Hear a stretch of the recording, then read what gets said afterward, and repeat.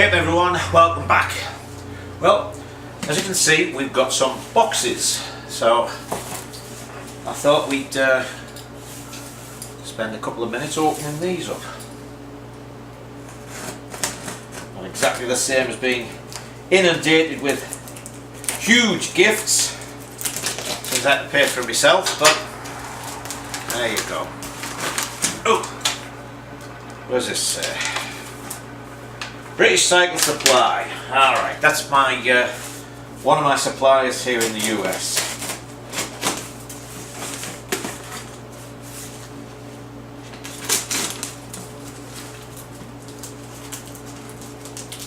I'm getting excited. Alright, let's see, what have we got? Gasket set for my trials bike. I'm going to rebuild the engine this winter.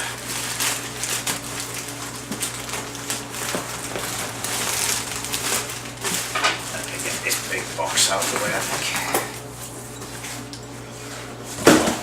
think. Right, this is for the Indian, and what this is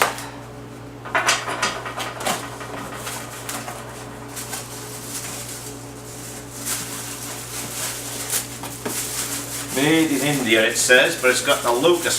It's funny, when we were talking, it was, you know, do you want to sort of knock off what you want to a Lucas one, and I said, oh, give me the Lucas one, it's more expensive. It's still made in India. Anyway, there's our headlight unit. I had a good chrome rim. I don't think there was a light in the bike, actually. I can't remember now. It's that long ago that I got the rolling chassis. Alright, this also is for the Indian.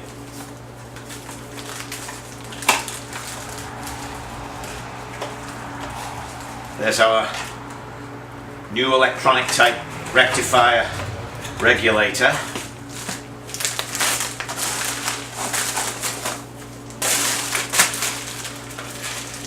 Valve springs and clutch springs. Again for the Visa.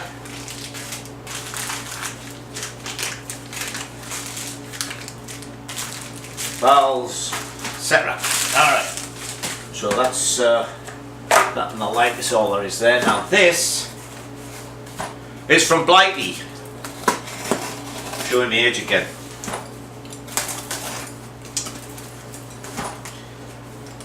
This is from Hitchcock's, which, you know, didn't take too long, considering. Peter Fletcher, who is an avid watcher, mentioned that they're really quick in the UK, generally overnight, and they're pretty quick to get out here. But as I mentioned to Peter, the record is kept by Sammy Miller. I order their stuff sort of on the morning, and it's here in 2 days. Alright, various nuts and bolts. Valve springs, more various nuts and bolts, more valve springs. What's this? Oh, hello George. Oh, you got goodies. Yep. Oops. Oh, that's just sorry? Went down below this morning, didn't see anything. Walked up, flipped the camera on. Oh, you're filming? I'm just, yeah, alright, my neighbour George has popped in, so let's finish off here. There's a lever, wiring harness and a couple of things. So let's go and do some work. Now as we've got the right size valve springs now, I will do what I said I was going to do in the last video and just run through putting a valve in. I was just looking at the video I've just taken, and if you're wondering why I keep bending my head down and you're looking at the top of my cap, it's because I'd left my glasses on and I'm short-sighted.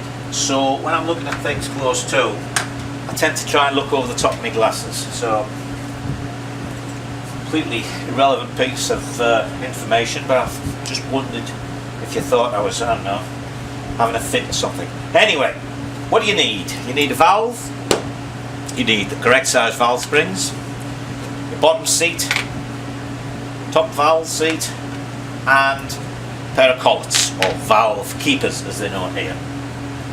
And you're going to need some grease, some oil, valve spring compressor, and a couple of fiddly bits, a little magnet's good, needle nose pliers, something to pull and poke around with for when things don't go the way they should. So let's see. First of all, then we'll put the valve seat in. That goes in like that. Then we'll oil the valve just a touch so that it's got some lubrication when the engine first starts.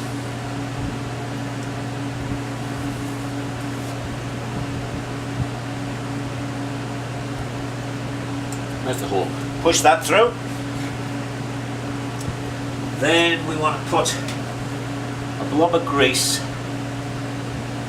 into the retaining groove where the collets go.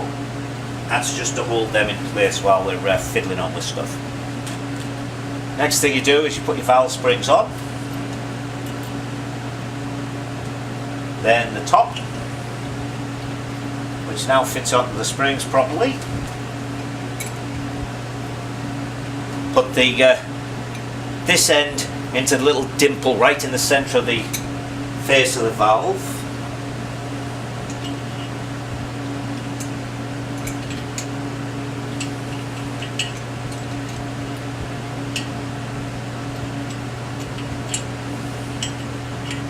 Actually, I'll show you something in a minute that I could be using, but I haven't. But while I've got these like this, I don't want to let go. Alright, so you get that nicely centred on there, and compress the valve springs.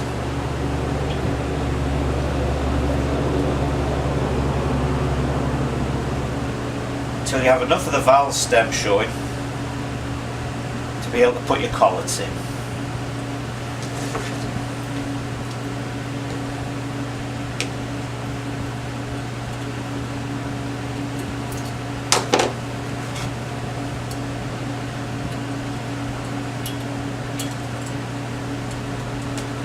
Now the grease holds them where they should be.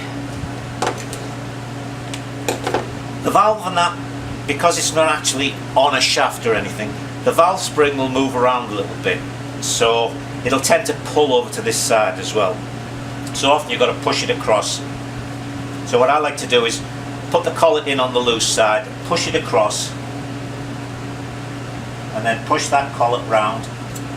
So now this collet can go in on that same looser side. Well, that's the plan anyway.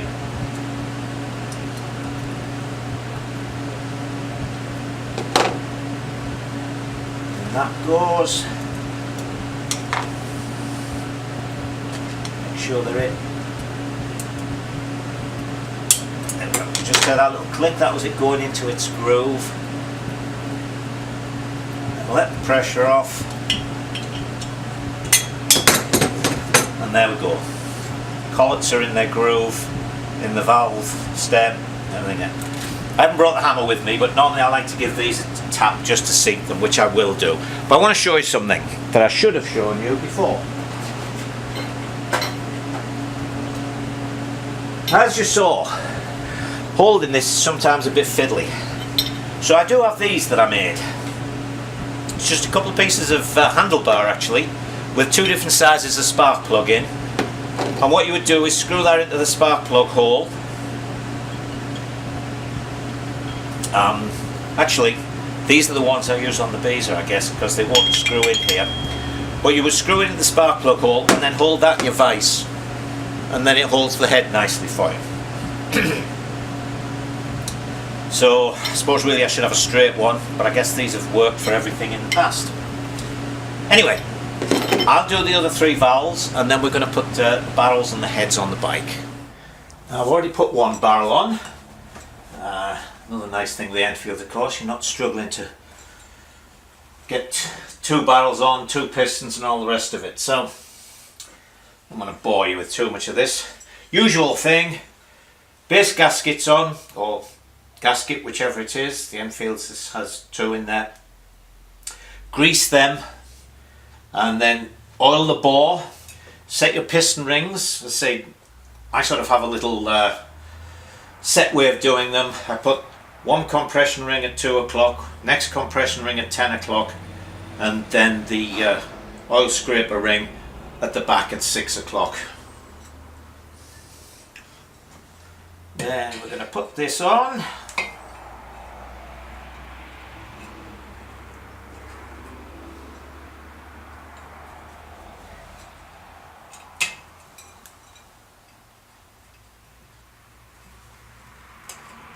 There's one in.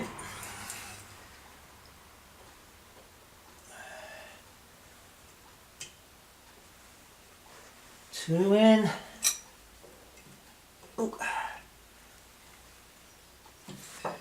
And lastly, oil scraper ring. Come on now, you've been such a good boy.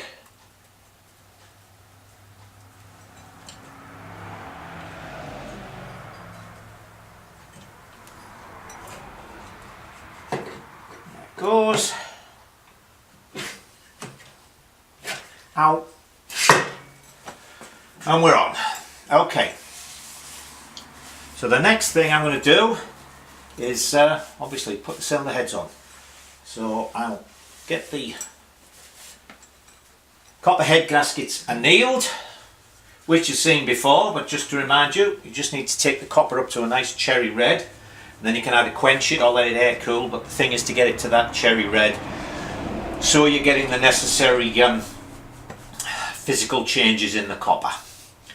Now this one does have copper gasket. If you've got an Interceptor, instead of having a gasket, they have almost like an olive that you have in a compression fitting. They have a ring which goes in here like a piston ring, or instead of being just flat, it's sort of curve shaped, and it fits into a groove here and into a groove in the cylinder head, and that's what does the sealing. There's no actual head gasket. Alright, so let me go and get the copper gaskets and we'll see about putting the heads on. I've got the freshly annealed copper gaskets on, cleaned the scale off them, and I've put the push rods in down onto the tappets there.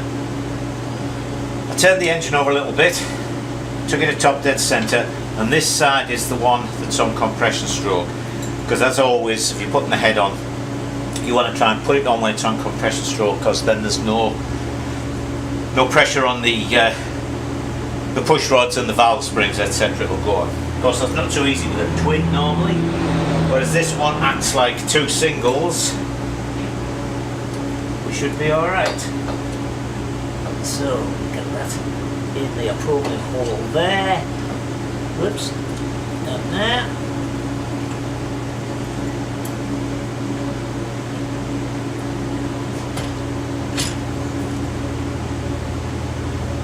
Then we're going to have to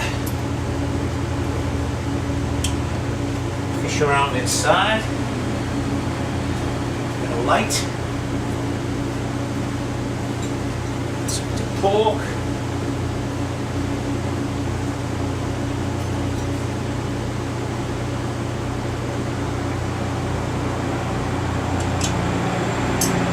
Well, that dropped straight on that one. Excuse me. Yank off.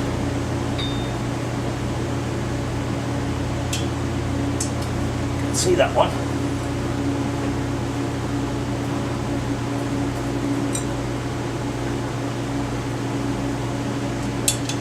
Still can't see it.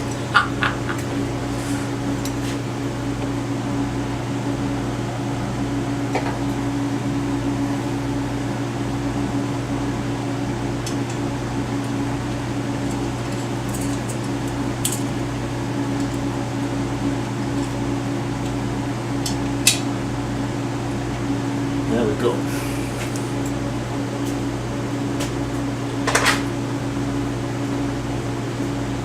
And then our washer's on.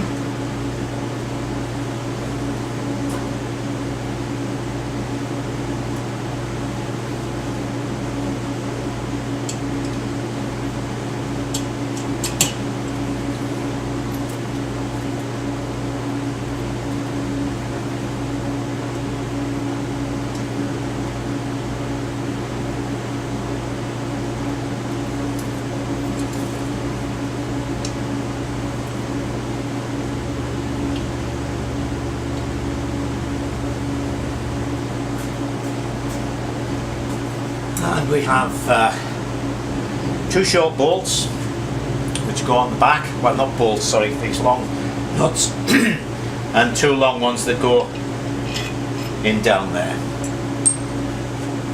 So with the first cylinder it's nice and easy because you can actually go around this side and put them on.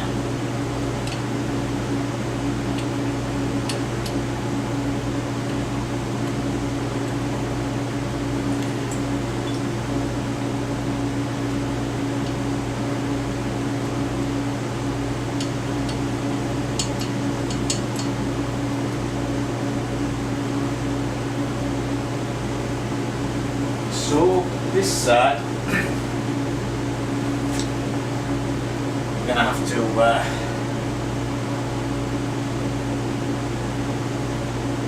stick the washer on the end of there with a bit of grease.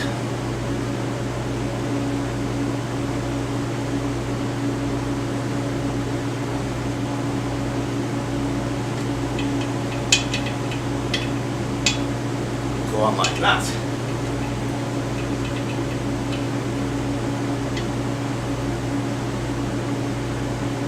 I'll tighten this one down and then I'll turn it through 1 revolution to the next top dead centre so that the other valves will be closed and we can put the head on nice and easily. So let me get this all tightened down and then we can see about putting the oil lines on and the manifold for the carb. Now Enfield's one Achilles heel of course was always the lubrication system. They weren't nicknamed Royal Oil Fields for nothing. Most of the problems were down to too small of passageways and things like that, and in fact if you get out the Royal Enfield Owners Club, if you've got like an Interceptor and you really want to do something with it, they've got lots of hints and tips about where to drill things bigger and stuff like that. But we aren't going to go mad like that. We're just going to put them on as they should be. So it's actually got external oil lines to the cylinder head instead of being drilled oil ways and things, or even coming from the oil tank. It actually comes from the oil pump down here, up all the way around and into here. And it's a bit fiddly. So what you've got is these oil pipes, and they actually have to go down there behind the inlet mounting there. So you pop one in, and actually these have been bent rather unusually, so I'm going to put them both in.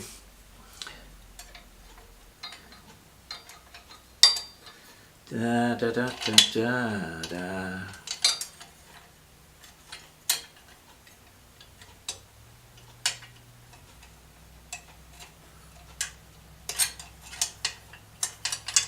There we go. So I don't know if you can see, but they actually cross over down here and they fit nicely like that, so I'm going to put them back on that way. Now in the gasket kit I was pleasantly surprised to see they'd gone modern and they'd put the whatever they call these. I did know, I think Peter Fletcher told me, and I went out and bought a complete set, you know, big box full of different sizes, but they have the rubber inside. So what we need to do is we need to put one banjo bolt on. I've already put one washer on it, then the other washer goes on, then second banjo bolt, second sealing washer, and then we go in there. And as always with these, make sure you screw them in nice and square, because this isn't just some bolt. And of course, being drilled through and drilled across, also be careful when you're tightening these up, because they are not just some bolt. They're hollow and cross drilled, and they're not the strongest thing, so don't go in on them or you'll just have the head come straight off. Right, so let's see for the bottom. Now if you've still got the distributor slash magneto on, of course, this can get to be a little on the tricky side. Boo boo boo, boo boo boo. What did I do with my needle nose pliers?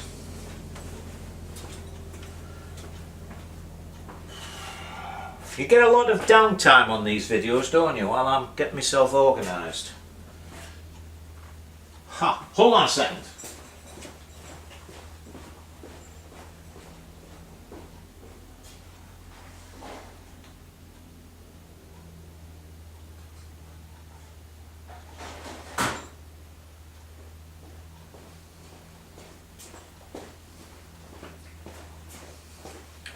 Right, I'm back. I forgot I had these little pairs of, this little pair of tweezers. Oh, they're not long enough. Well, just long enough. Okay. So there.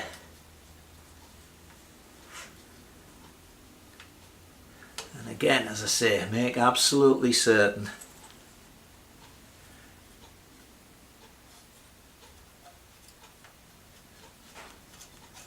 that they're really, you've got to be able to screw these in all the way with your fingers.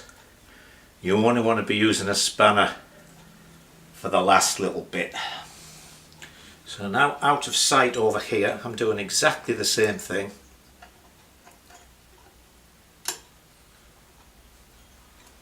With this side.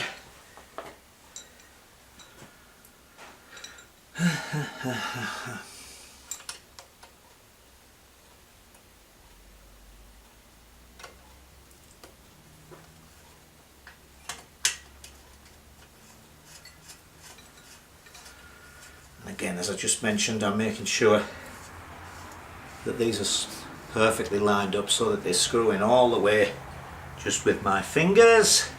Now this one's probably going to be a little bit of a bugger, is it? Are you going to be a little bit of a bugger?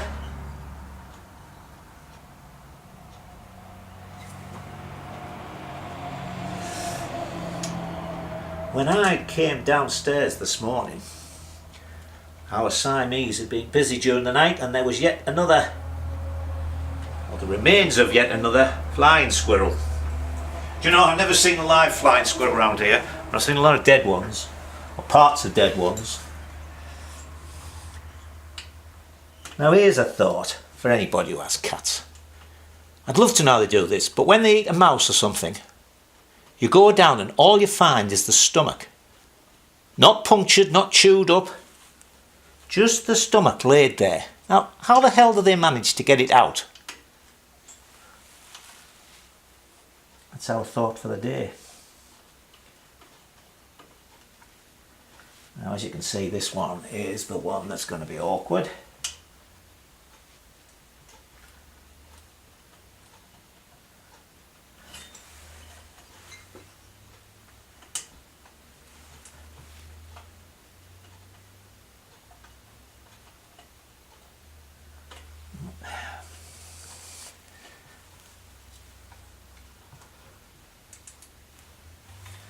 You know what? I could at least take that off, couldn't I? I could at least take that off. There we go.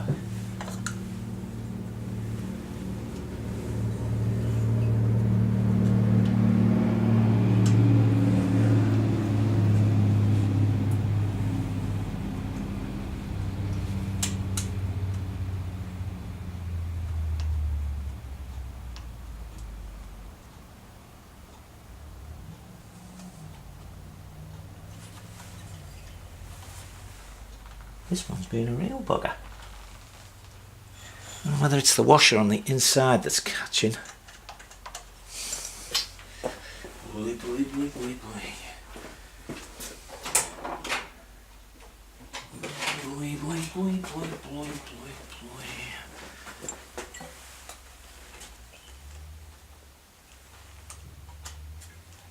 Okay, now I know it's through the washer.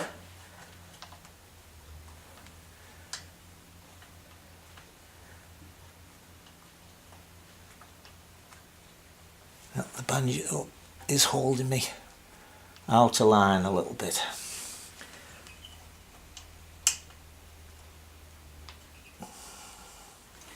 And as I say, you don't force these. You want this to screw in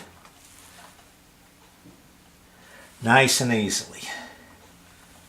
Now I'm going to have to try and bend this a little bit, I think, to get it to line up right, something somewhere.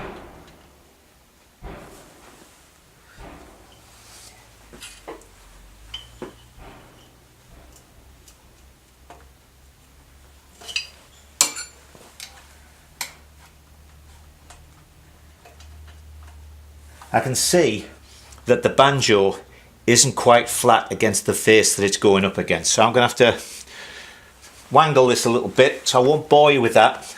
Come back in a minute. There you go, it was just the least little tweak. I had the banjo bolted and I pulled it out and just twisted it a little, and that got me up where I want it to be. So as I say,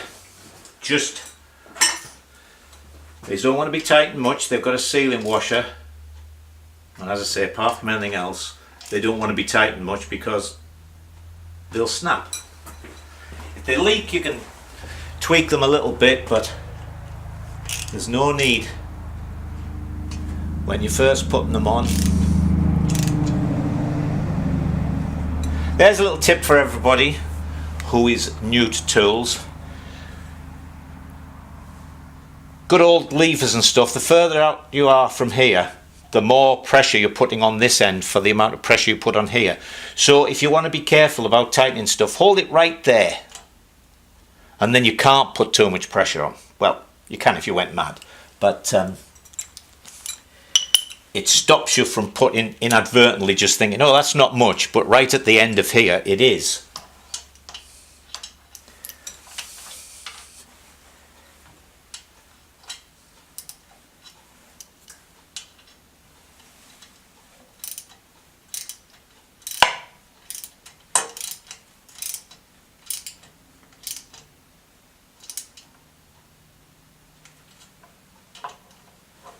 And that's going to have to be a spanner.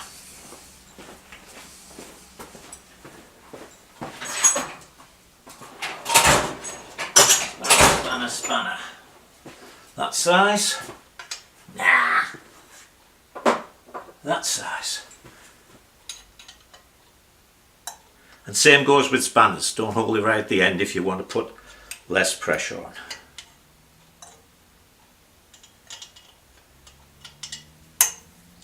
Use the ring, I think, because the crank out will help. There we go. Alright, oil lines on.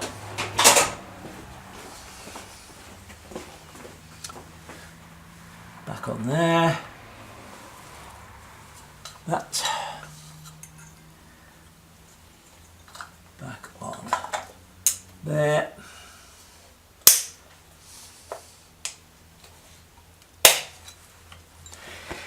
Now the next thing is this. I've got the valve covers to put on, but I've got to set the valve clearances for that. And also, for some unknown reason, these have been drilled and tapped. There was little plumbing fittings on. So I guess someone was trying to reduce the pressure in. Maybe they had an oil leak. So what I'm going to do is fill these in and sand them off and see if I can match it all in, because I don't want a big hole. And the other thing is I bought some new nuts, but they look so different from the old nuts. I'm going to buy some more new ones. So there you go, Hitchcock's, more money off me. Right, let's go and look at the manifold. Right, this is the the manifold for single carb on an Enfield. Another nice Enfield thing, you want single carb, you put this on. You want twin carb, you take it off and put the slightly different mountings on. You don't have to have two completely different cylinder heads. Anyway, I bought two nice brand new bolts, shouldered bolts, and come to a slight problem here, which we will have to deal with. Where are we? This side, I don't know if you can see it there, if the light's catching it, has got nice threads. This side has no threads to start with and poor threads further down. So we're going to do a helicoil repair on this. These are 5/16 BSF, so we'll keep it the same. I've got some 5/16 BSF helicoil, so that's the next thing we'll do. Now the place I get my British Threads fasteners from here does these really nice kits. So fortunately I had one 5/16 BSF.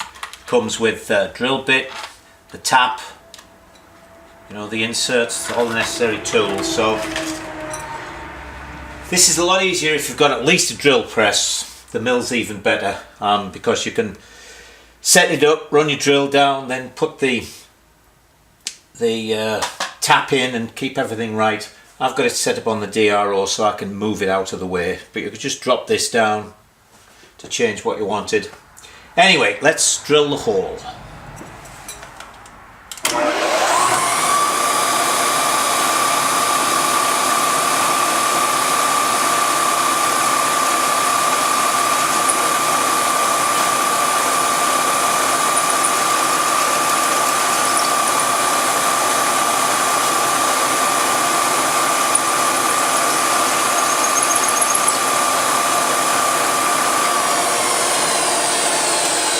Okay, there's our hole drill, so let me unlock that, and then I can wind that out of the way.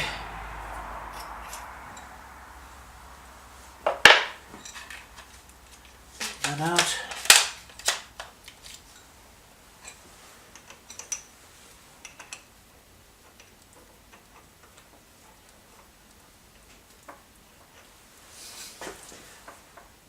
Oh, we're lucky. I didn't think this one had a hole in it, so what I'm going to do is actually wind this down and put the tap follower in.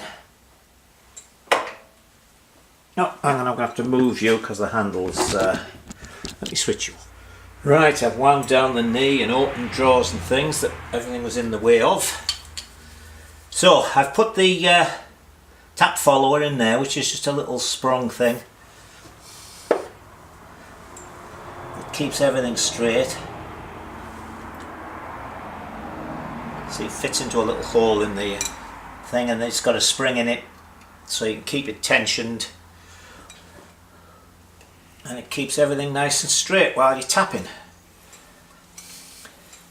which is obviously a great plus.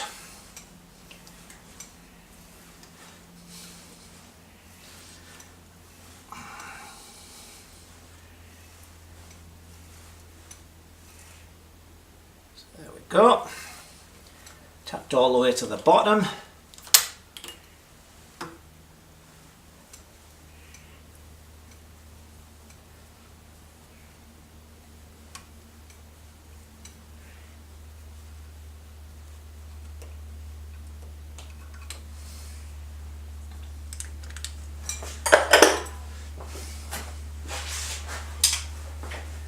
Clean this out.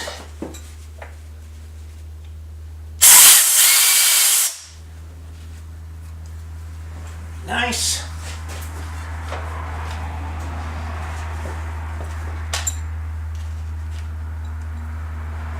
Now we put our insert, which has a little tang, onto the tool.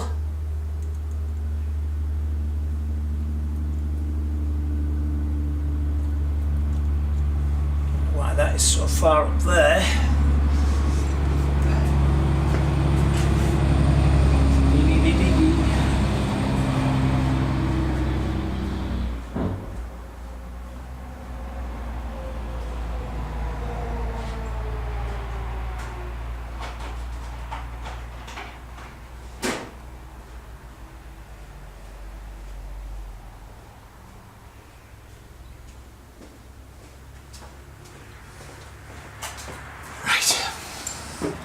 This little stop collar here is for when you don't want to go down too far, like here where we're going into a blind hole. We want to have the insert going all the way down. So you put that on.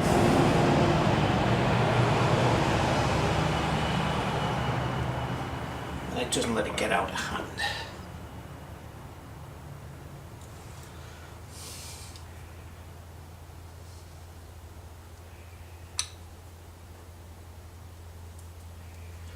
Okay. Here, lads. Let's move that out of the way a bit. Now that course is probably going right out of your view, isn't it? Oh no, he's still there.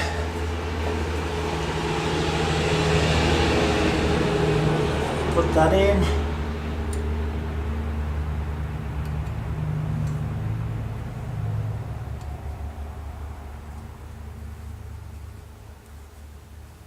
Screw that in there like so.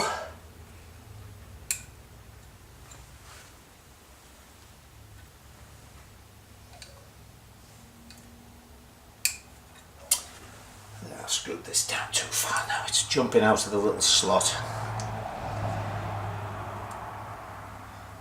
There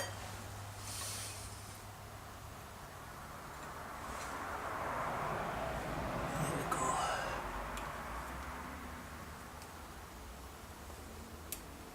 Screw it down till the insert is just below there. Then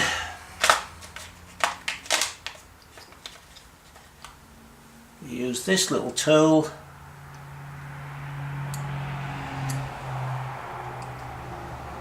to break off the tang. Actually, I think we're far enough down there that there, the right spanner.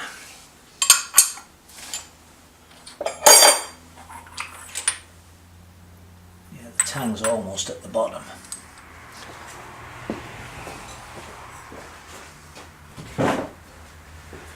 Now some of these, you twist it the other way and it breaks the tang off.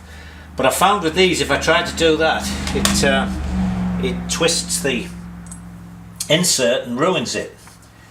What you're supposed to do with these is just pop that in, bang it,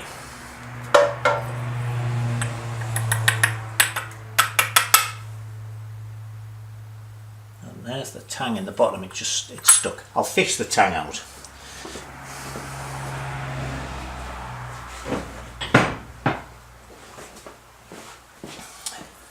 But there's our insert with a really nice thread now. So where's the bolts?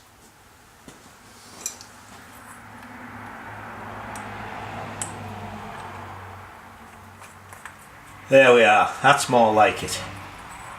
So that'll fit in, very good. So let's go and put it on the engine. We can put this on. Ooh, so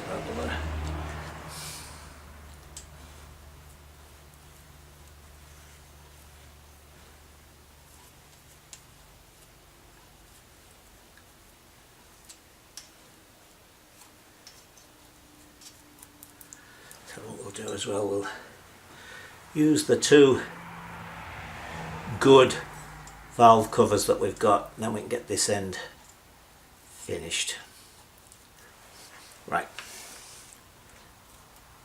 so that goes on there like that.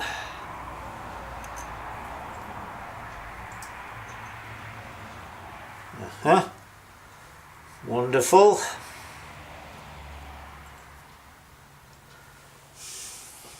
See, they give me any different size gaskets.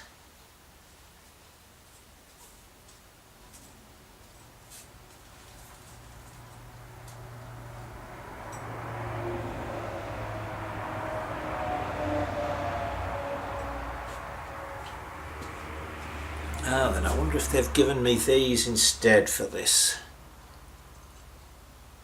Aha! because there is two of those.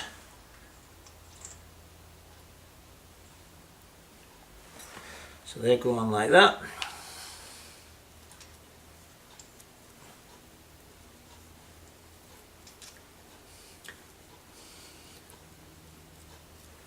Now these are the sort of insulating gaskets as well, so they don't actually need this grease on, but it'll make them easier to come apart.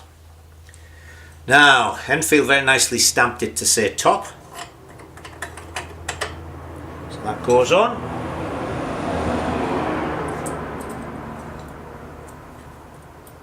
Some lock washers.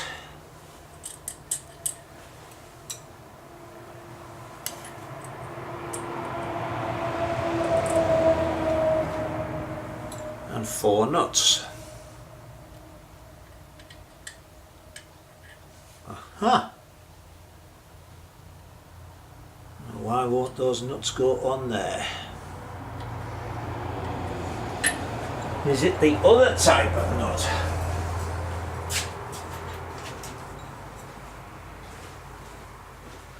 Or is it one of those annoying things where the... Look at that.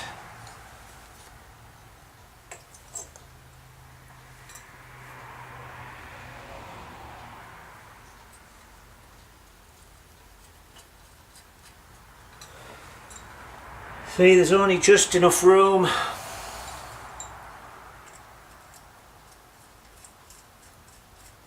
put the nut on without that being all the way in. How stupid can you get?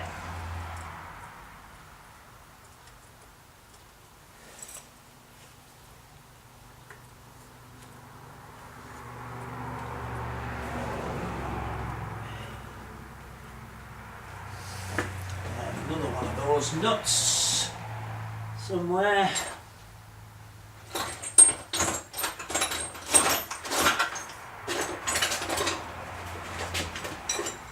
There it is.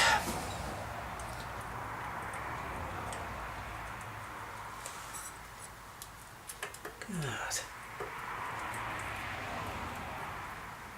Ah, the devil didn't they mill that?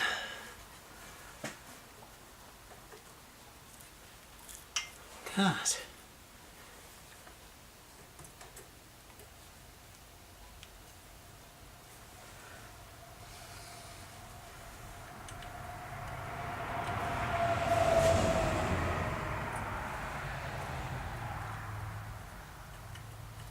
You know what, I think I'm going to mill a little bit off each of these.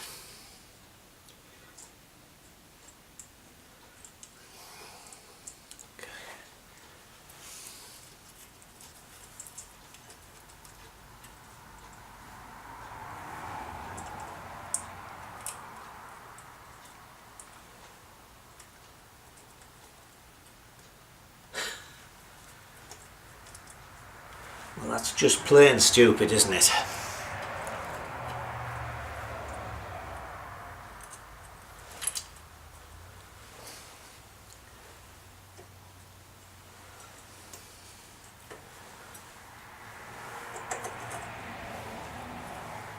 Right, what I'm going to do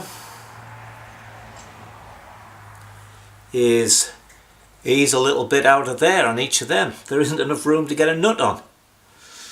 So let me go, I'm just going to use a little carbide rasp thing to take them out of there.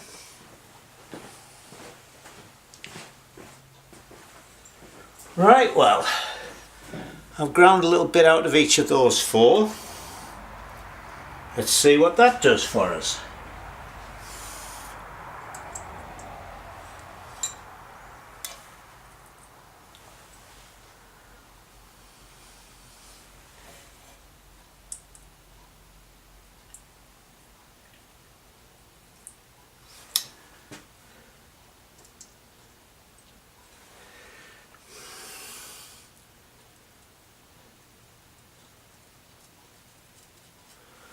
One.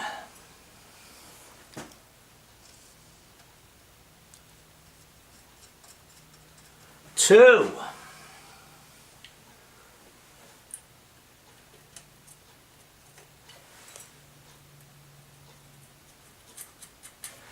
3.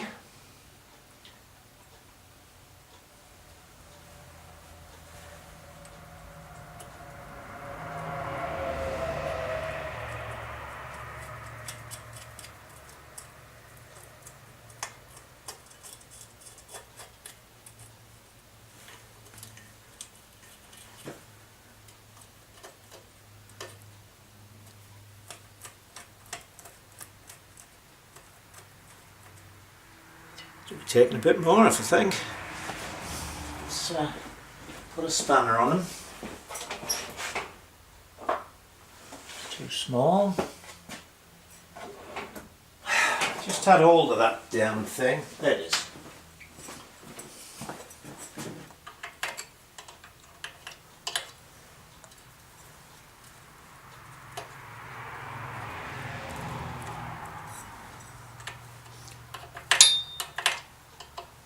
Uh-oh.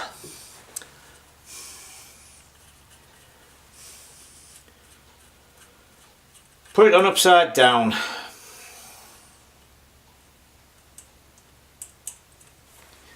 Damn it.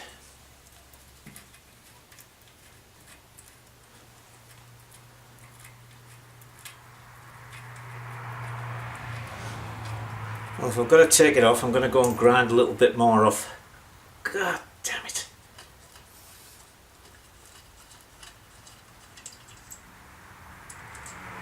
After all the nice things I've said about Royal Enfield,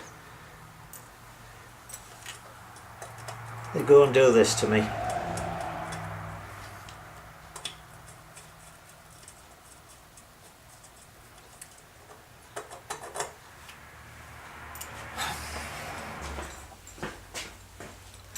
Third time lucky. Alright, put it on with it saying top at the top.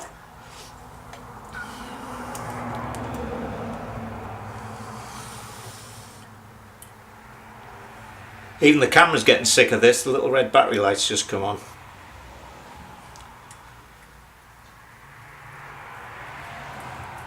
Okay.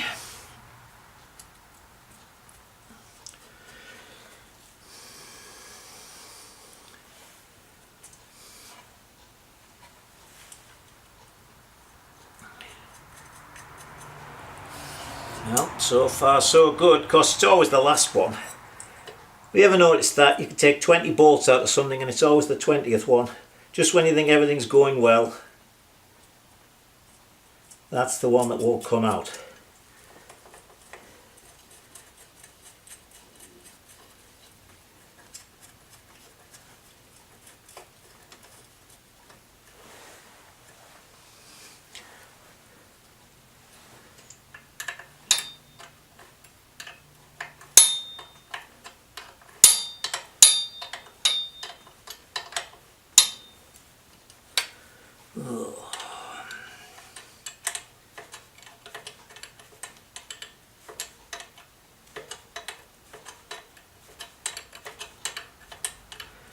I thought the Hemel concentrics were bad enough with the way you had to put those nuts on just so.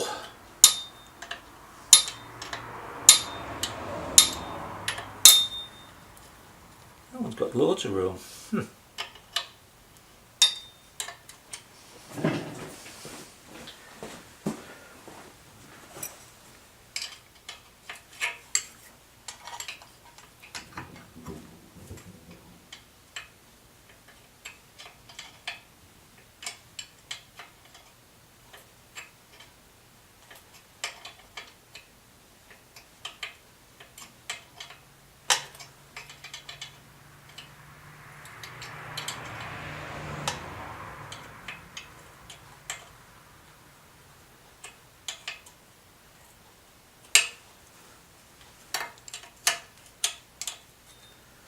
Alright, well there it is.